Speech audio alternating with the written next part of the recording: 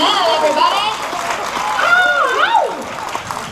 All right, so before we start, I know everybody is super eager. You've got tons of questions, I'm sure. This is a full-packed house. This is amazing. So what we're going to do, we're going to chat Student and I a little bit off the top, but we're going to have Gordon and Stefano on the sides there. They're going to have a microphone. So when you have your questions ready, just go and line up, and we'll go right to you guys, okay? Perfect. Hi, Steven. Hello. Hello, everybody.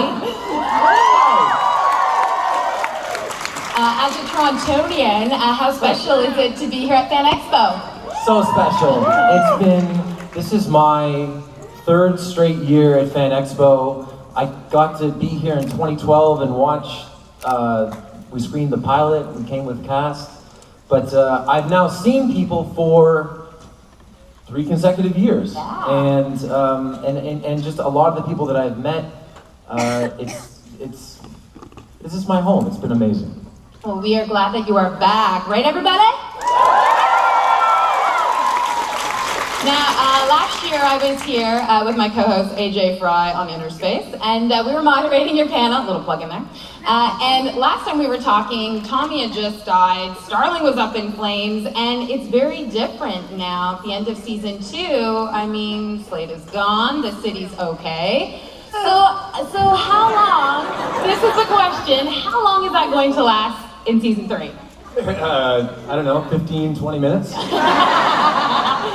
We actually do make mention of the fact, and it is a big story point in season 3, we don't gloss over the fact that there was an earthquake and a siege in consecutive Mays in a major fictional metropolitan place. Yeah. And we go over that, and that's actually a big focal point for Brandon Routh's character, Ray Parker. And, excuse me, Ray Parker, did I say that right? Ray Palmer. Ray Palmer.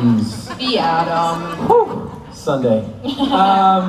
That's actually it's a focal point for his character because we talk a lot about the fact that nobody wants to live in Starling City anymore, despite the fact that we have criminals on the run at the beginning of season 3.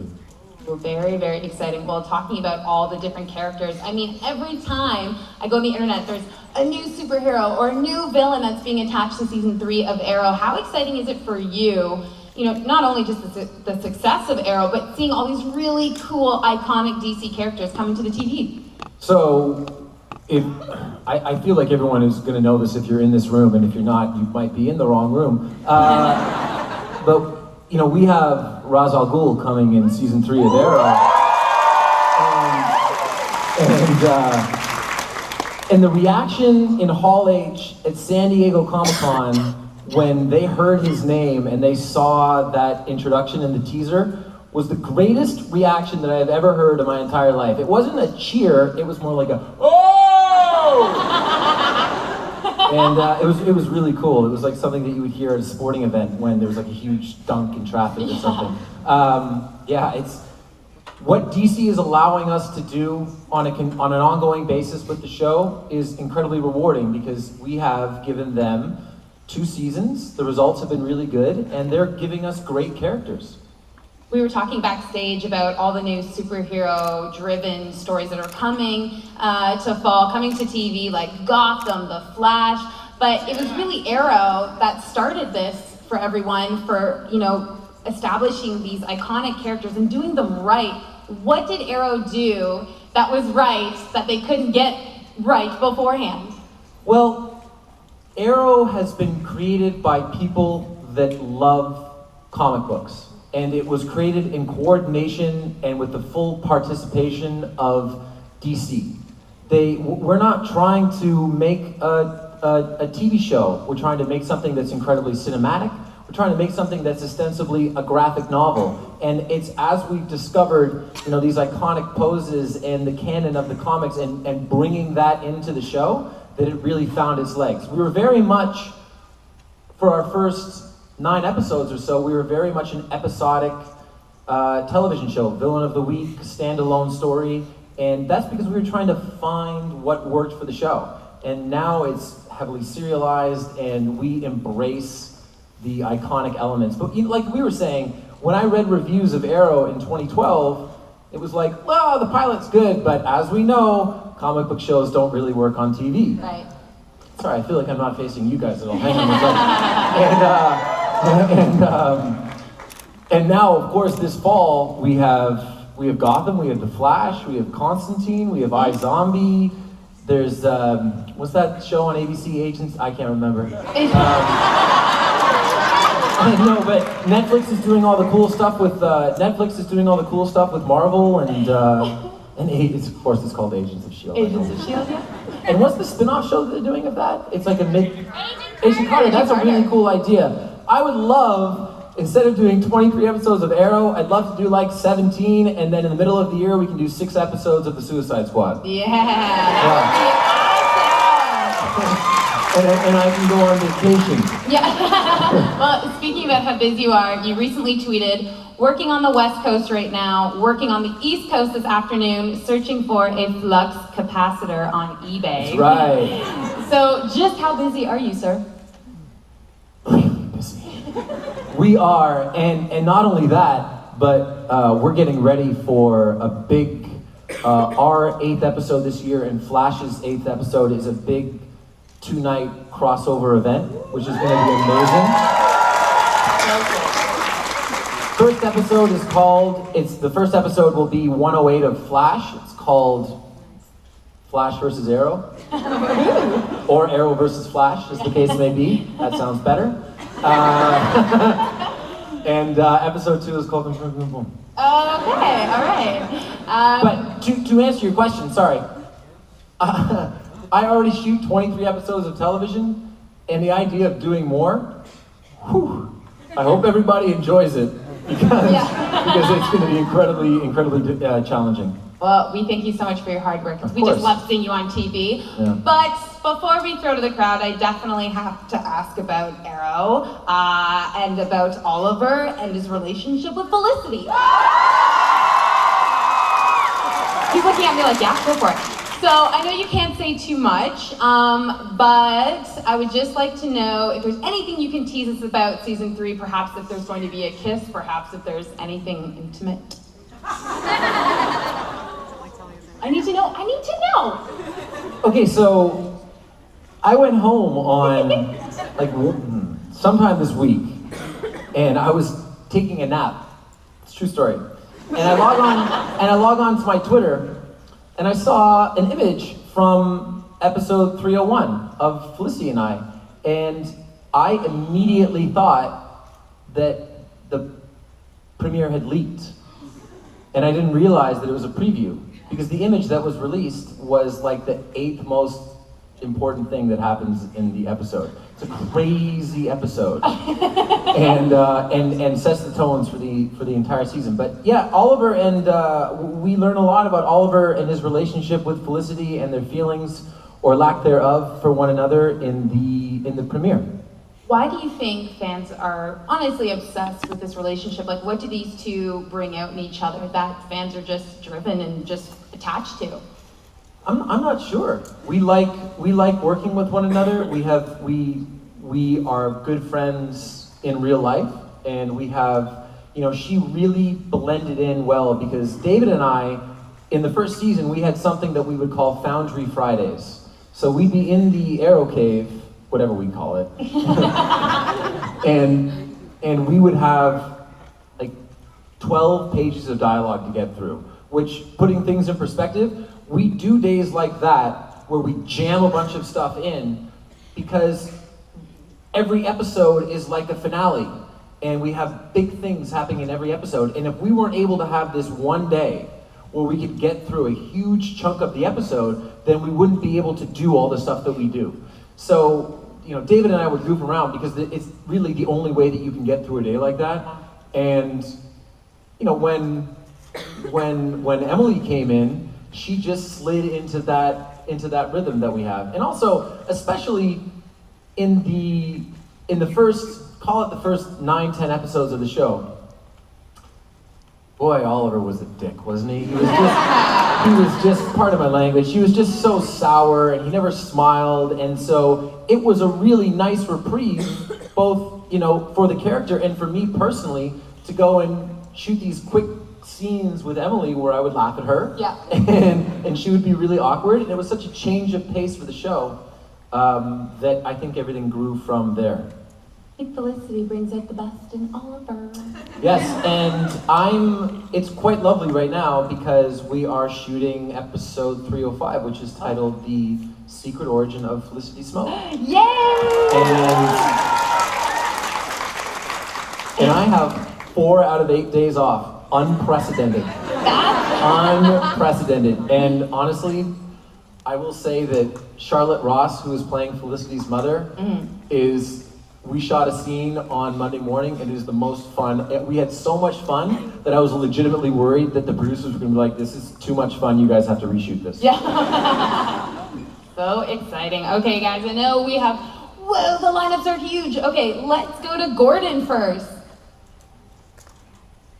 Oh, there they are. Okay, that's what's happening. I see what's happening now. Hi. Right over here. Hi, Stephen. I think I speak for everyone in the crowd when we say we couldn't have chosen a better arrow ourselves. Oh, thank you. I just wanted to ask, in season 1, you do that really intense chin-up where you're kind of jumping with the bar. That's right. How many takes did it take you to get that right? And how long did you have to kind of like work out for that to be able to So I had, in my apartment in Hollywood, before I got the show, I had a chin-up bar because I didn't have a gym membership, so I had a chin-up bar. And I would do chin-ups all the time. All this exercise is really being able to dominate a chin-up so that when you shoot yourself up, there's a moment of weightlessness, and then you take the bar to the next level. And I was training in a spot called Tempest Freerunning Academy, and that's where people train for American Ninja Warrior. So they had the salmon ladder there. And David Nutter, who directed the pilot of The Flash, asked me if I could do it. Like, probably. And then they built it. But the day that we actually shot it, one of the things about a pilot is once you go to series, you build sets. But for the pilot, the Aero Cave was an actual cave. And it was 0 degrees Celsius in there. And so in that sequence, when you see steam coming off of my body, that's not CGI, okay? That's steam because it was that cold. It didn't take that many takes. Subsequently, you know, we have tried to add dialogue when I'm doing the salmon ladder, or we've like in last year, episode 15, when we shot the big flashback and we see me starting to like do chin-ups and maybe some muscle-ups. Our director for that episode, Glenn Winter, is absolutely famous for not understanding at all how physically demanding things are. Do it again, Glenn! So when you see me struggle with a muscle up in that episode, that's because he had me do it like 9 times. And because it worked for the character. Thank you. Great master plan. Okay, over to the right. Hi, Stephen. Hey, man. First of all, I want to say thank you for coming. Second, I just have one question. My name's Abdullah. Could you say that I failed this city?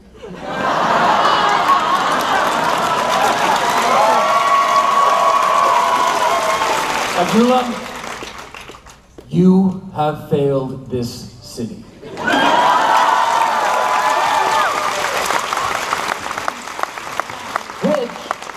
That line is coming back into the show this year, right? So, and by the way, I give the credit for that to you guys because it became this iconic element. Well, it became an integral element. Iconic is a little bit of a heavy word right there. It became an integral element for the show in season 1, and then we stopped saying it in season 2. And people would come up and say, why aren't you saying it anymore? And I went to the producers and I said, why aren't we saying it anymore? And they said, well, we always thought of that as a season 1 thing. And I said, really? And here it is, it's back. Awesome. Yeah. Okay, back over there. Hi, Stephen. How are Hey, you? I'm great. How you doing? Doing great. I was wondering, what do you do to keep in shape? Like, what's your exercise routine? Maybe I can copy like like 1/8 of what you do. Well, you know, part of it is working 14-hour days. You know, that does it. I'd say that 90% of any healthy lifestyle falls between diet and just a good mental state. Being happy, being comfortable, not being unreasonable with what you demand from yourself so that you don't then reflexively disappoint yourself. And then after that, just do exercise that you find fun. Like, you know, when I was in California, I would hike all the time. I didn't have a gym membership. Now I have to have a gym membership because it's like I'm lugging around a weight vest of muscle at this point. And I'd be like 20 pounds lighter if I had my, you know, if I wasn't doing aero, I think. But, you know, I do yoga now. Like power yoga, hot yoga, it's really fun. And God bless Lululemon and the outfits that they make for women. I feel like something's gotta be wrong when you're in a yoga class and you just immediately feel like a pervert all the time. Yeah, but just, yeah, good luck with it, with whatever you do. Thank you. You must have a cheat day, like where you eat whatever you want. No? No? No, I'll tell you what I do. I run. Running is the great equalizer. Because once you run for over an hour, you can do whatever the hell you want for the rest of the day. And not care. Okay. Yeah, I did, by the way, when I was in Toronto, I did 3 marathons here. I only did the marathons for the eating afterwards. Okay. You think I'm kidding? I'm not kidding. I usually eat and then go running after, Right, so I feel guilty, right. so I'm doing this wrong. You're doing it wrong. Yeah. Okay, back over there. Hi Stephen, my name's Karina, and hey, so out of the stunts that are on the show and the ones that you've done, which one was the hardest for you to do? The fight in the pilot was the hardest because of the pressure. You know, that was the first time that I really engaged someone wearing the aero costume, and our feeling was, if you don't buy this fight, why are you gonna buy the show? You know that expression, you never get a second chance to make a first impression? This was, we wouldn't, you know, have had a second episode if this fight wasn't good. And, you know, on the show now, I'm much better and quicker at learning choreography for fighting on screen. This was all new to me. I had never fought on screen. I mean, I had murdered someone, but I had never fought on screen. And, you know, and they had me do that entire fight. You know, I wish that I was in charge of the DVD and the Blu-ray for the show, because the stuff that I would include would be after the take. You know, when you see me run off at the end of the fight, if they had just let the cameras roll a little bit, you would have heard me go, woo! And I wish stuff like that was on the DVD. But yeah, that was the toughest fight. You're welcome. Because your fight scenes are so intense, at the beginning when you first started Arrow, were there ever moments where you'd get out of character because you were just so into fighting, or would you forget some lines, or was it actually easier than you thought to combine like keeping your character with all the fight scenes? I am always very present in the fight scenes, because the most important thing for fighting is that you fight with the same intent that you say a line. Like if I'm supposed to tell someone I love them on the show, I don't say I love you. Like I put purpose and meaning behind it. And if you're supposed to punch someone in the face, then you want to punch them in the face with your whole heart. You know, with your whole being. And so it's very important. I always stay very present, because I always want to remember that there is an intention behind every move, whether it's defensive, offensive, a little bit of both. Yeah. I always try to stay present. All right, back over there. Hi, Stephen. My name's Lee McClellan. You and I have actually already met. In 2012, I was at the screening of the premiere episode. You signed an autograph for me. Cool. Yeah, I'm sure you remember me. You complimented me on my Marty McFly getup from Back to the Future, and you seemed to like that. I love Back to the Future, my friends. Yeah, and you know what? I actually do have a hoverboard and a flux capacitor, so if you like, we can talk after, and I might be able to help you.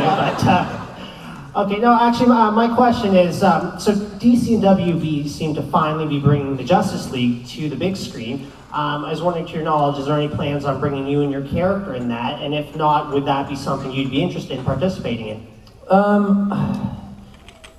We are creating a Justice League on TV for us, and and thanks, man.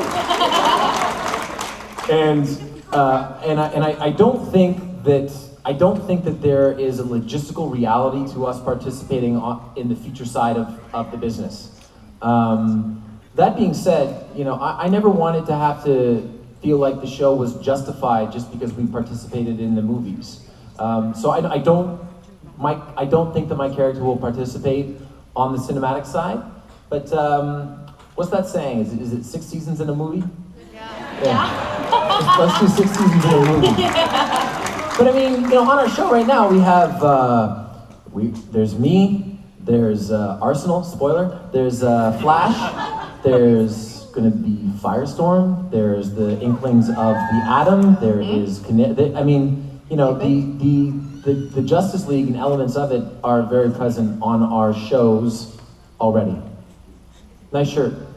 Thank you. Well, speaking about different characters, how is it that with the spin-off in The Flash, we're actually going to see your cousin, your real-life cousin, Robbie Amell, playing a pretty iconic character in there? I mean, what is going on in the Amell family, and can I be a part of it?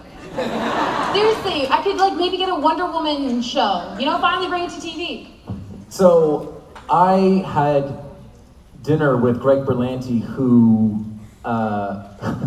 who created our show, and also is the creator of the Flash television series, not the character originally. He's like 40,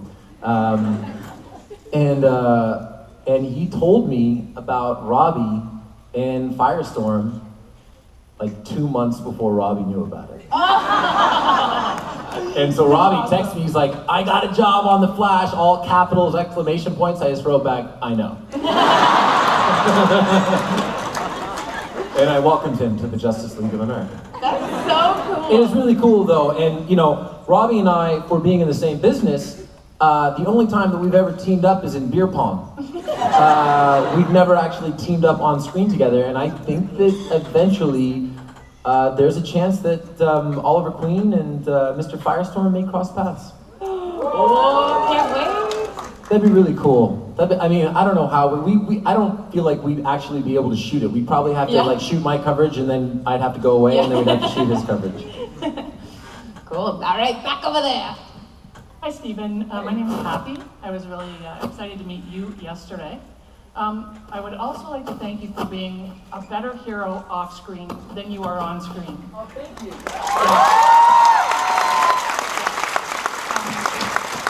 We were talking yesterday, and I said I work with special needs children, and we both have siblings that teach internationally. And I can't thank you enough. So many of the students that I work with love the character. Oh, I signed something for your classroom, right? Yes, you did. did. That's right, okay. Yes. So I can't tell you how excited they're going to be first day going back to school and seeing Stephen Amell has signed this just for them. That's wonderful. It is. And thank you for supporting so many kids that are sick, like Sophie. Yeah, that was really wonderful. That was really wonderful. For those of you who don't know, my buddy Josh,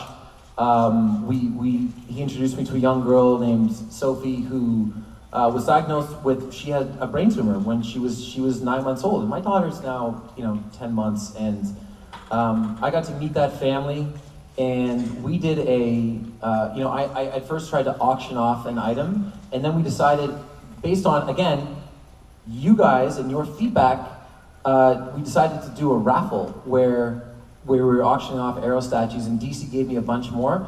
$5 got you a ticket, raised $91,000. It's really crazy, really cool. And now I'm infatuated with the whole thing. Like I love it. I gotta show you what we're auctioning off next. One of the things I brought it.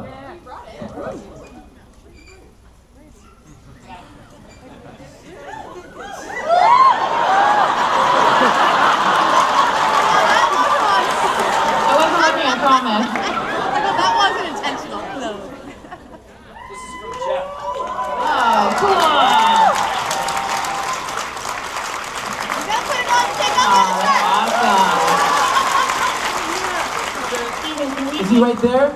There's the man that made it. Thank you very much. We're going to raise a lot of money with this. Thank you so much, my friend.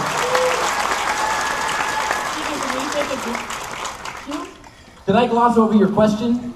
I was just gonna ask if you could take a group selfie of everybody here. I will. I'll do it at the end, for sure. Absolutely.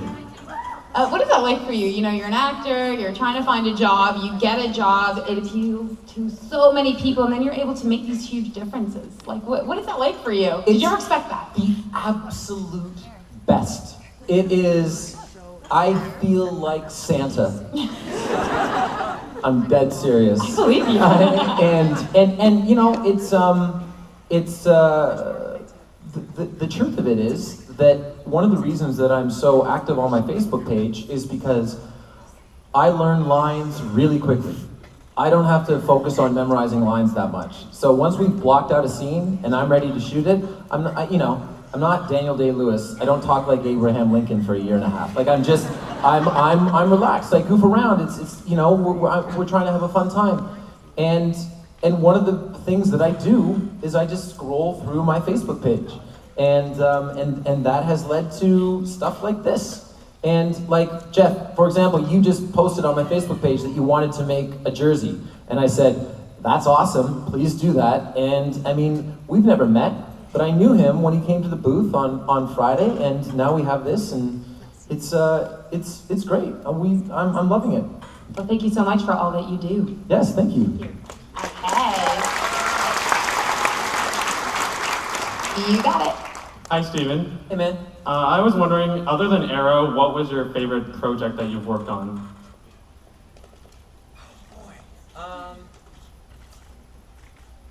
I don't know if I have a favorite, but I have never been happier in my life than when I booked a one-day guest star spot on CSI Miami. Don't laugh. It was my first American job. Arrow was my 10th American job, and I booked CSI Miami in September of 2010, and I got to pull a gun on David Caruso, and then I got hit by a truck. It's on YouTube. And I've just never been more satisfied, because I'd been in Los Angeles at that point for 6 months. What? And I had tested 3 times during that pilot season. I tested for Nikita, I tested for Hellcats, and I tested for, I tested for Wonder Woman. Whoops. And I didn't get it, and then I had started to audition, and I had auditioned for CSI Miami 3 times, and my manager had said to me, he'd said, when you start auditioning for episodic television, when you go in, they're gonna get to know you, they're gonna wanna know that you're reliable because you don't have a very big resume, and if you do a good job the 3rd time that you audition, you'll get it. 3rd time that I auditioned for CSI Miami, for NCIS LA, and for Vampire Diaries. I booked all those shows. What? That's incredible! Holy! Wow. That was the best beers with friends that I've ever had after I booked CSI Miami. That is amazing. You got to hold a gun in your first show. They bring David Caruso's gun and sunglasses to him on like a royal pillow. Just like he likes it.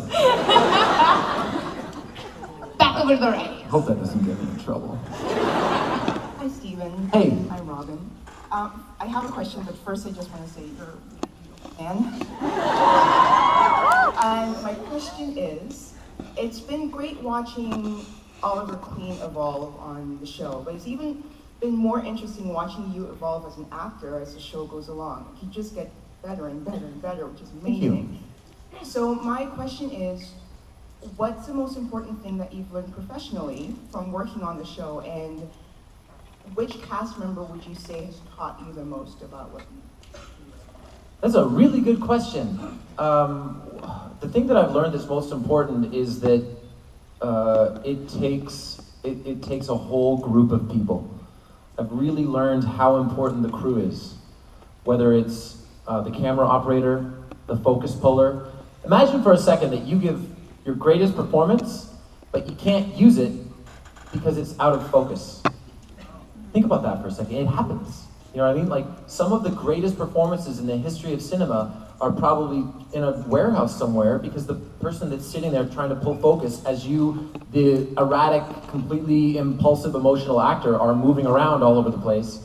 So I have learned just the importance of the entire team. And who has taught me the most? Oh boy. Susanna Thompson taught me the most. You know, she's Moira's dead, spoiler alert. But she's certainly not. And just, you know, aside from being a very good friend of mine, she really embraced the maternal elements of her character, for me as well.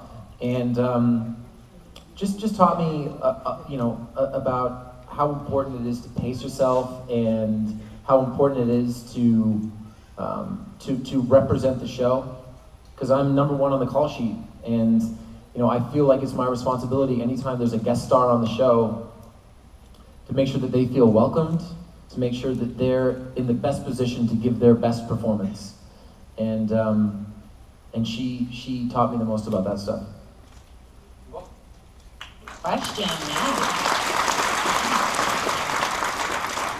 Hi, my question is if you could team up with any superhero from any franchise on the show, who would it be?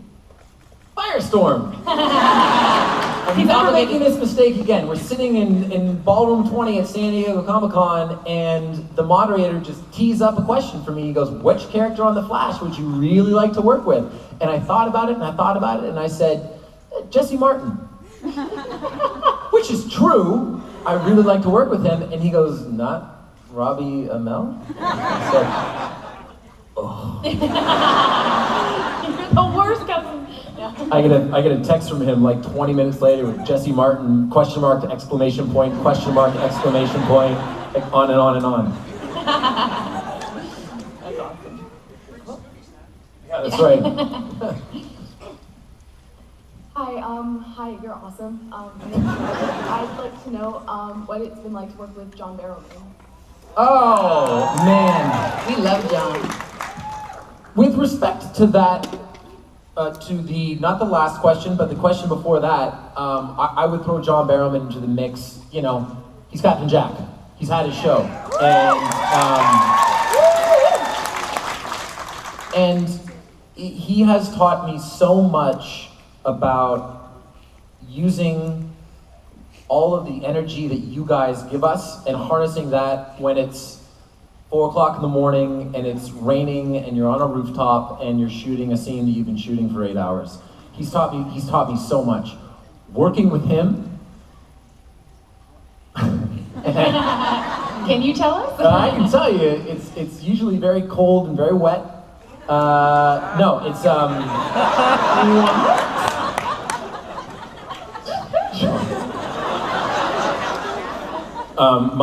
my wife sent me a text the other day with him holding my daughter with the evilest grin on his face. And she couldn't be happier.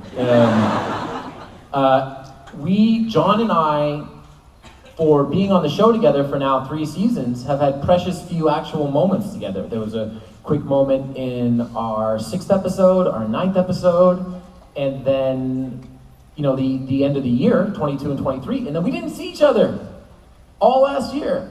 This year we see each other, and it is, I have never been so fired up as I was to shoot the first scene between Oliver and Malcolm this year. It is, we had 275 extras there for the scene. Wow. Yeah, big stuff. And then of course the camera stopped rolling and he just will do like a weird dance move or start singing a show tune, and I'm like, Jesus Christ, John, I'm trying to focus. I love it. Working with John is my favorite right now. Okay.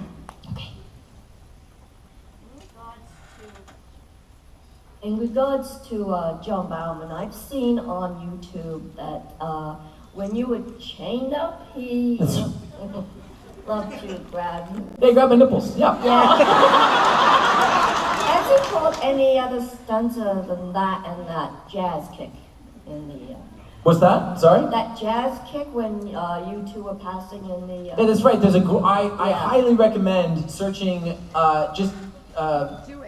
type in Stephen Amell, John Barrowman, same story.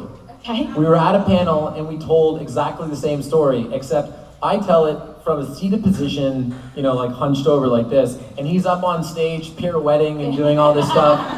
And but we tell, because we had been talking about it at dinner the night before, and we tell the exact same story. I recommend it. It's a fantastic, fantastic YouTube clip. Kind of hang with John Barrowman in here. Yeah.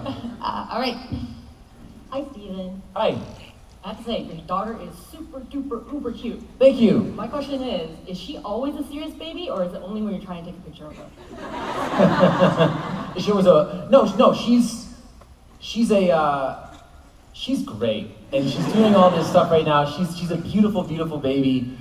She's actually a vegetarian, which I learned recently. You guys have to hear this, okay? I swear to God, this is my daughter trying beef for the first time, right? So you won't be able to see to see it visually, but imagine she's sitting in a chair and beef goes in her mouth and she chews for a couple of seconds, and then at the end of this, it's about 15 seconds, she swallows.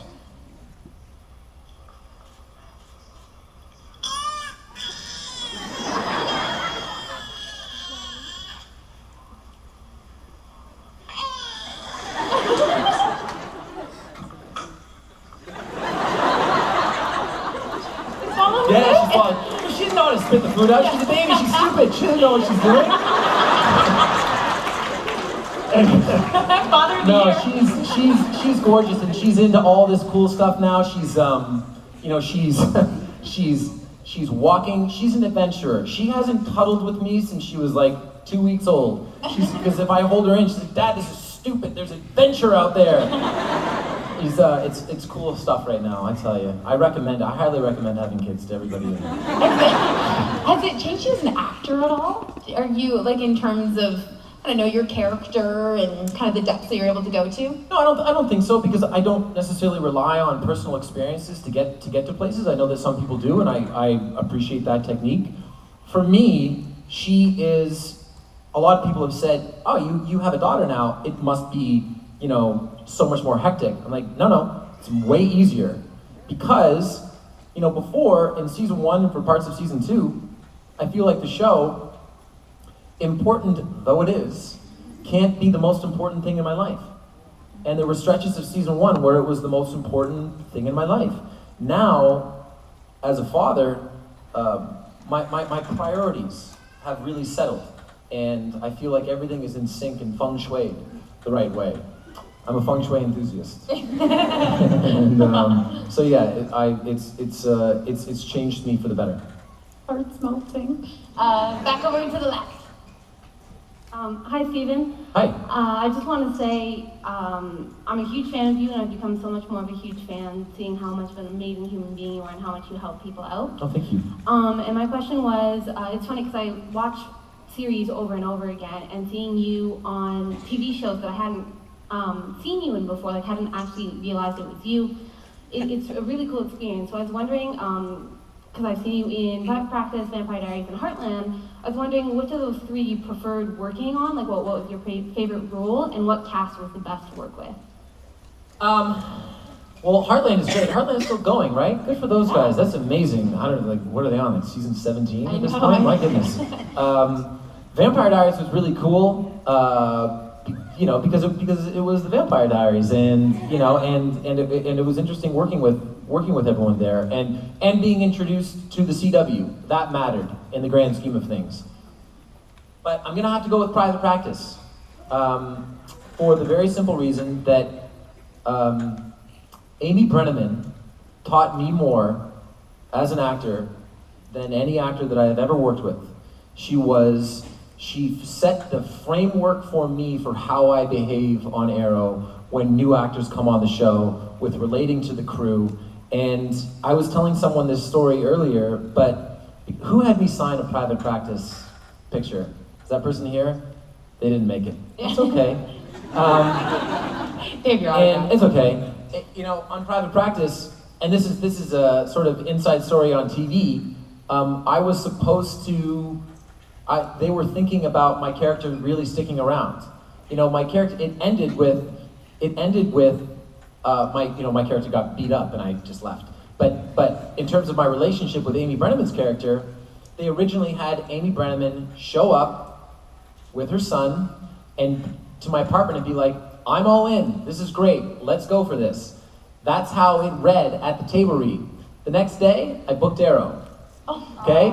So instead, she showed up without her son and went, I can't do this. That's how things go sometimes. But no, working with Amy and that whole experience, Amy, Paul Adelstein, you know, that entire cast, Kate Walsh, Shonda Rhimes, working with those people, and that was also the first job that I ever got offered. So that was. Can I tell you one more story about that? Sorry, is this too much private practice talk for anybody? No. Shonda Rhimes has me in for a meeting. Shonda Rhimes, prolific, like arguably the biggest television producer on the planet. She has me in for a meeting for the role of Scott on Private Practice. So I walk into the meeting, super nervous. I've never been in anything like this, I've just auditioned.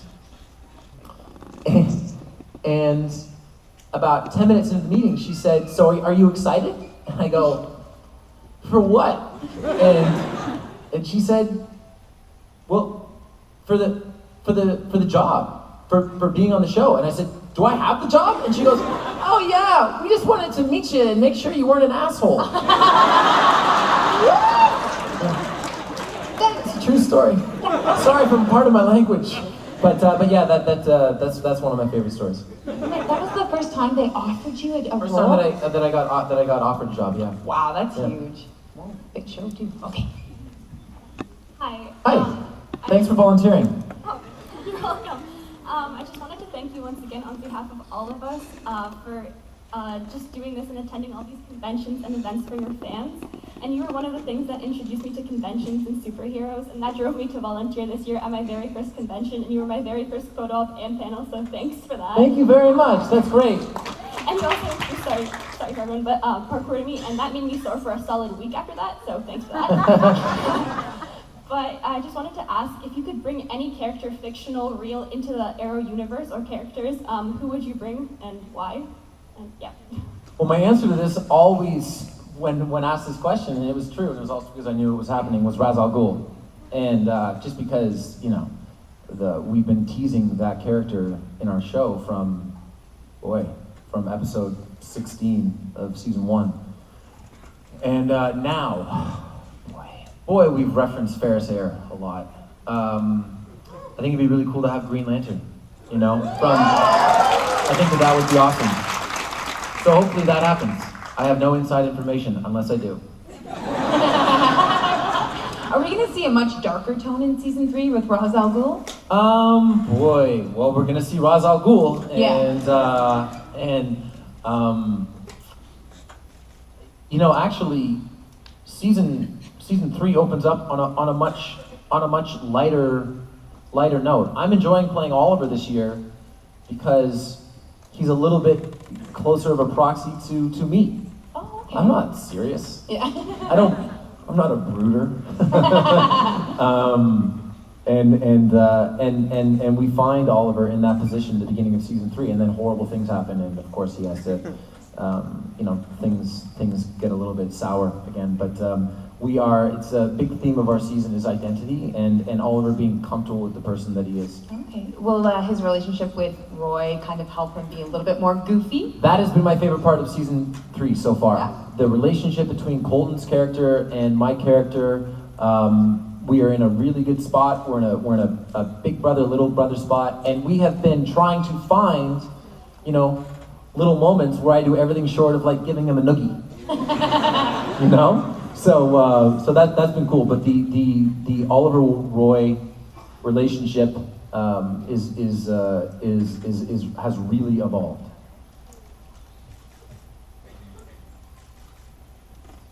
Hi, Stephen. Hey. So my question for you is, I have a sibling. I have a younger sibling who wasn't able to make it here today to see you, and he's a huge fan. And his birthday's coming up in a few weeks. Cool. I was wondering if I could get a short video recording of you just saying happy birthday to him. His name's Adam. His name's Adam? Yeah. Is your camera ready?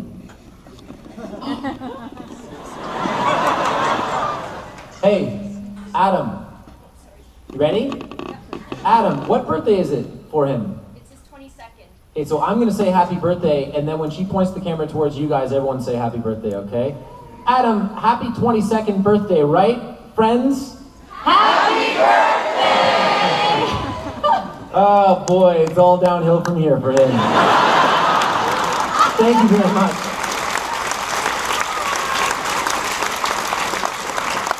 What a cool look. All right, back over there. Hi, Stephen. My name is Krishna, and wow, this is amazing. I'm really shaking right now.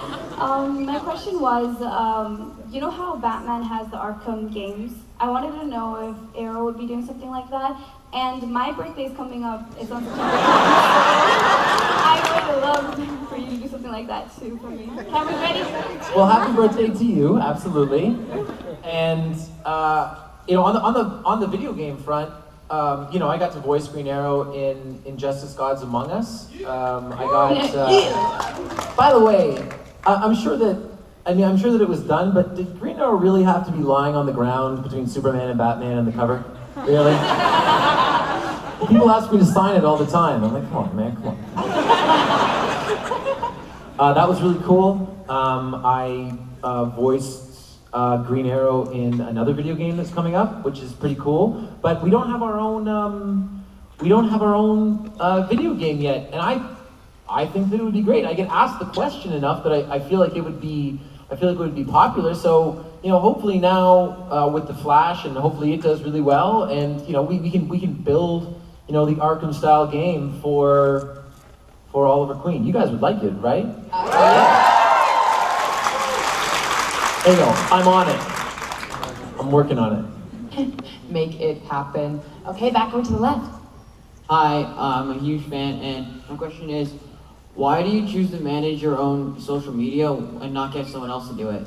Question. That's good. You know, that is a good question, and you know, I didn't set out to do it this way, but you know, I feel like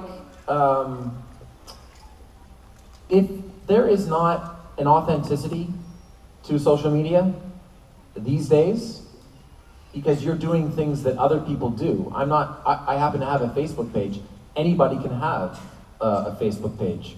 Anyone can have an outlet. Anyone can have a YouTube channel. Anyone can have a Twitter account. So if you're not being authentic, if you're not representing you, people can tell. And, you know, I never made the decision. It's just something that I enjoy. And then the major catalyst was I was reading an article on George Clooney in Esquire magazine over Christmas break. And it was all about how George Clooney basically said, if you're a celebrity and you have Twitter, you're an idiot. And you know, he is defined by being unreachable. So I thought, okay, that's one end of the spectrum. What if I tried the other? What if I tried to be reachable? What if I talked directly back and with people? What if I asked people questions? And I feel like we're just at the tip of the iceberg. You know, I made this decision when I had, you know, just a little less than 500,000 friends on Facebook, and that was, you know, 8 months ago, and now we have 2.5 million. So hopefully it keeps growing like that, because I feel like, you know, I feel like our ability to influence, I mean, there are things that have happened on the show because of the fan base. And I know what those things are because people are able to get in touch with me. So I think that it's the model for any public person in 2014.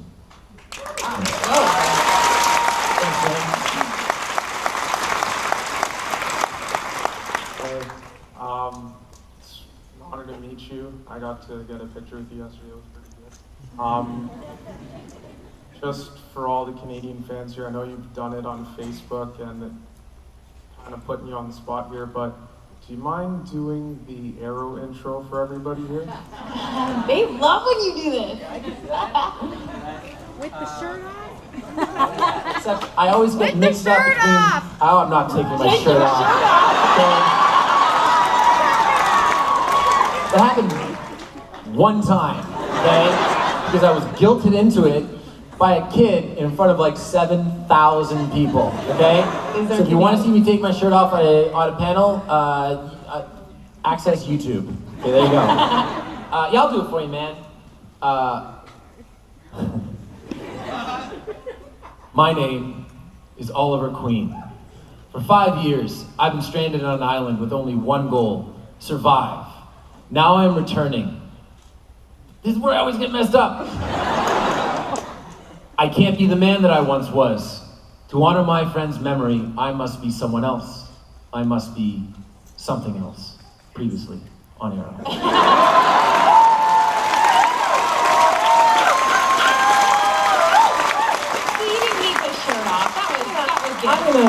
I'm gonna have to work on that. You know what I mean? I'm gonna have to pick which one I know, and I'm gonna have to work on it because I've been embarrassed now twice that I've forgotten it. Oh, no. That was good.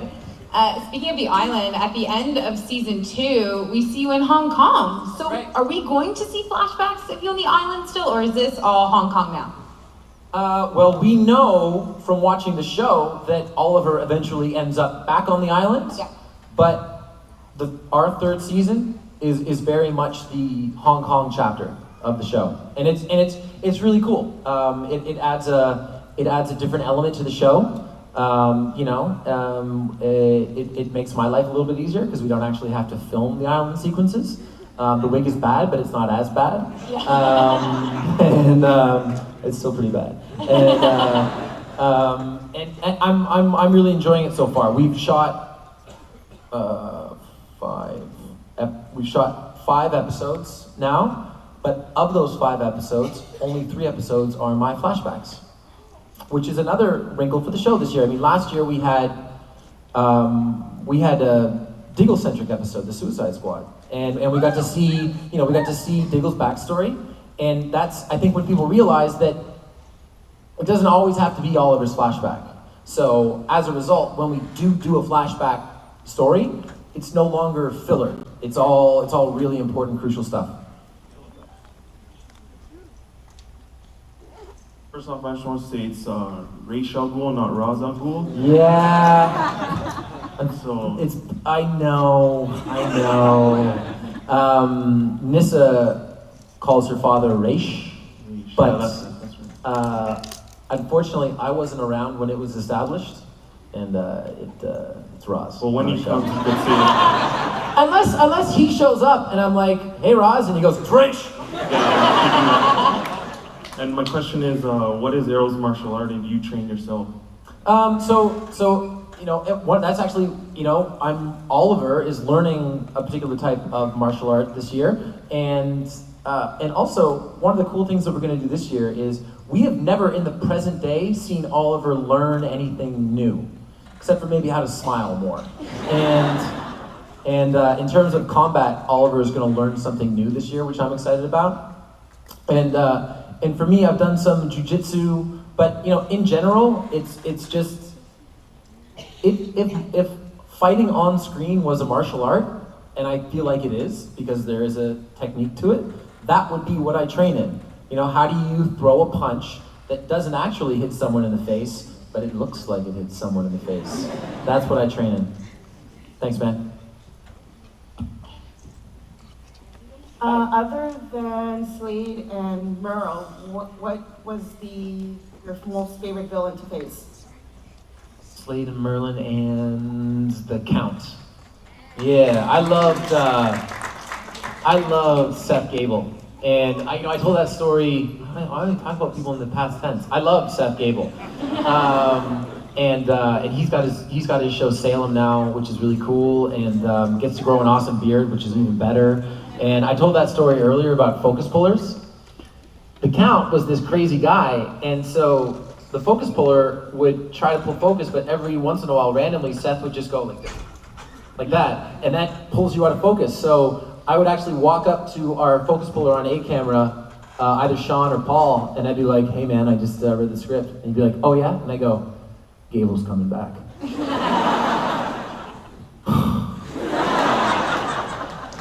Yeah, true story.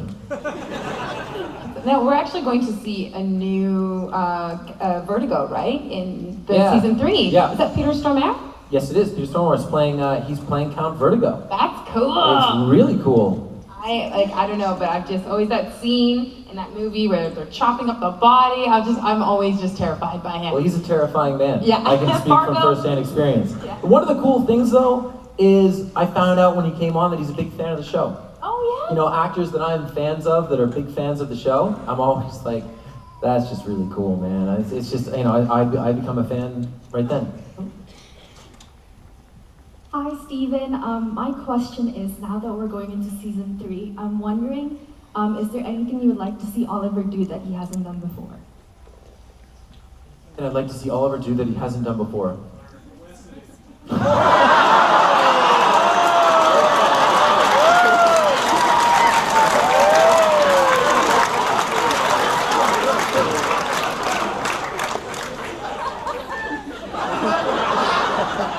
There are children here, okay?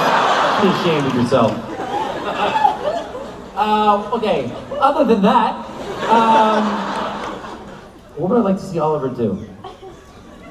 I would like to see Oliver get his own place to live. Because Oliver's 30 years old. Okay, and we actually find him in season 3. He is living in the Foundry. Living in the Foundry, 30 years old. But I think that's going to change relatively soon. Need a bachelor pad. Okay, we just have time for a couple more questions. We'll get right over there. Watch me go rapid fire. You can answer 6 more questions. Watch this. You ready? Yep. Oh, really? Oh, it's actually. I lied. Sorry. Sorry. Hi, I just wanted to know, you had a lot of emotional scenes in this season with Laurel in episode 14. You had another one with Sarah when you're breaking up with her in episode 16. In episode 17, you have an emotional moment with Thea trying to keep about secrets keeping. Yeah. In episode 18. So I watched them all last night. The point is that Oliver goes on a profound emotional journey in the second season. One character each in every episode. So I was wondering which was the hardest one to film for you as an actor and then you as a character. The hardest scene for me to film in season 2 was the scene where we flash back to 2 years prior to even getting on the Queen's Gambit, and Oliver has just learned that his one-night stand has lost the baby, even though she definitely didn't. And shooting that scene, that was my last scene with Susanna Thompson, both, you know, in terms of storyline and in actuality on the show. And I get really emotional in that scene, and it wasn't originally scripted, and it was incredibly difficult. That was a very true moment that shone through, that thankfully played on the show. Yeah, man. Thank you. You guys had such awesome questions. Hey, thanks. Unfortunately, we've run out of time, but what else would you like to say to your fans before you go? This is, you know what? This is always going to be home for me. So, you know, being here, some of the people that I've seen. Is Troy here? Said he was going to come here. Troy. It didn't matter. The point is that I've now got to see people for a couple of years, and always home for me. I love you guys. Thank you so much, everybody. I appreciate it.